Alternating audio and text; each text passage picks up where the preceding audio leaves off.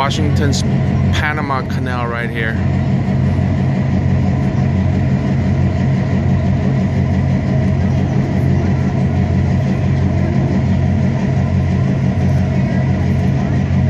Look at it fill up.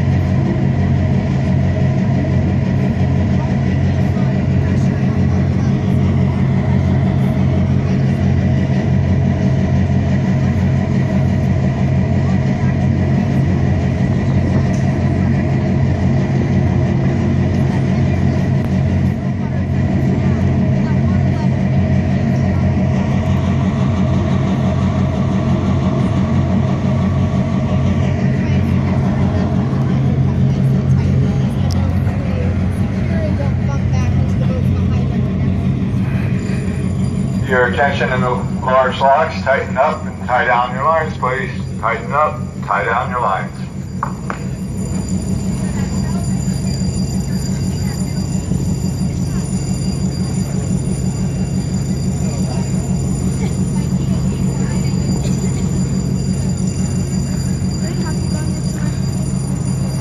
You guys going in the shipyard?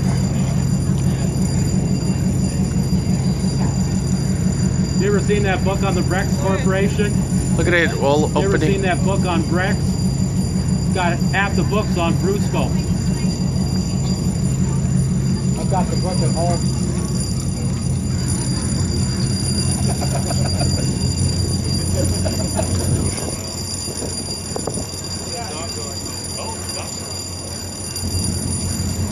That's funny, your boats are all ready to get out of the cab when your main office is down in the lawn.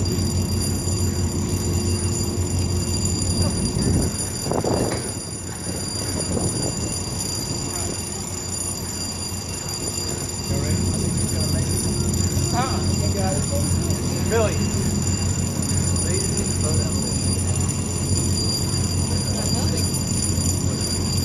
It's like when you there. I think it's like the opposite. But there is a little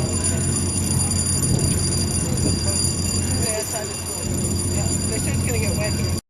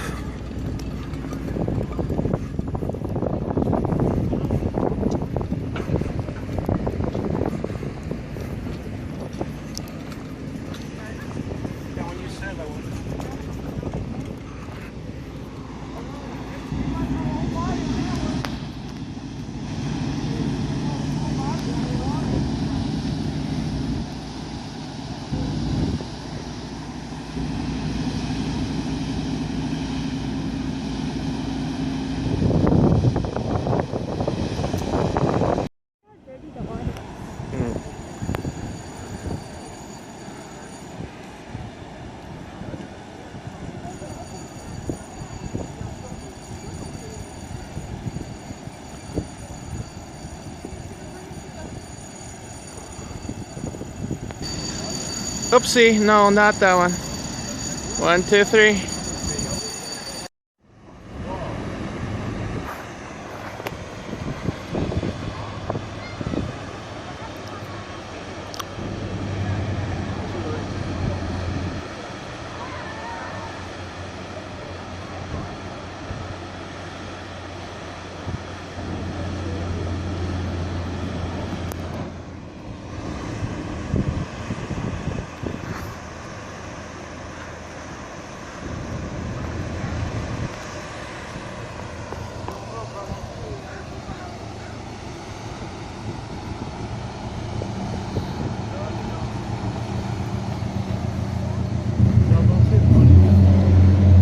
a Manchester United boat. Are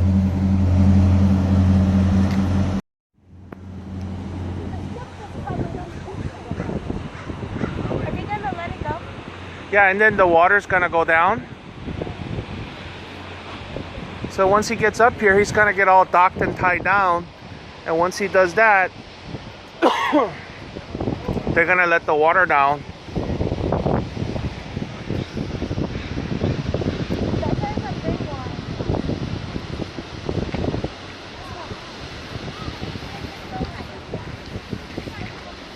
Can you put my hoodie on?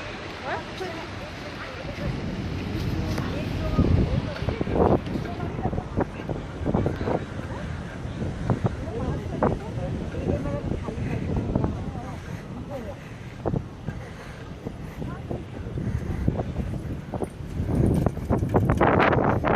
So this barge is gonna go from here down to here.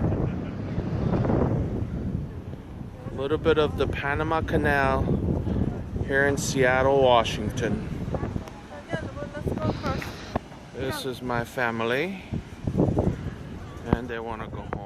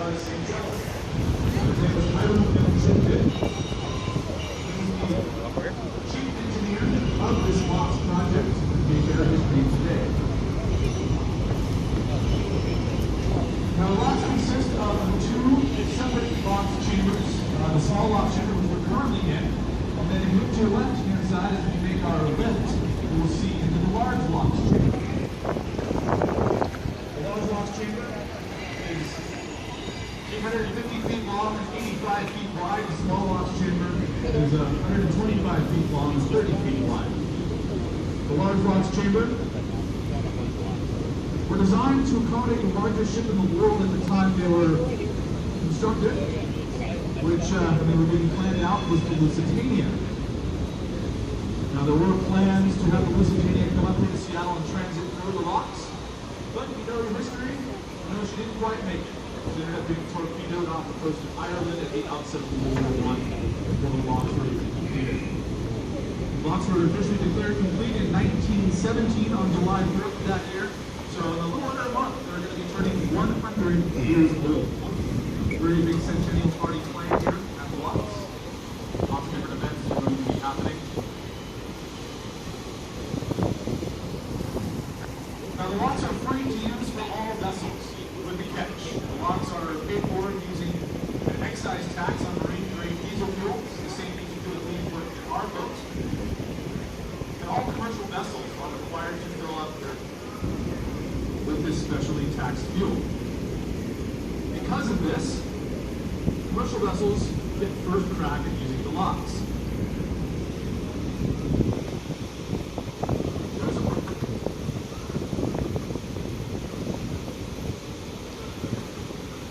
There is a priority system in place because of this. First use of the locks goes to government and emergency vessels.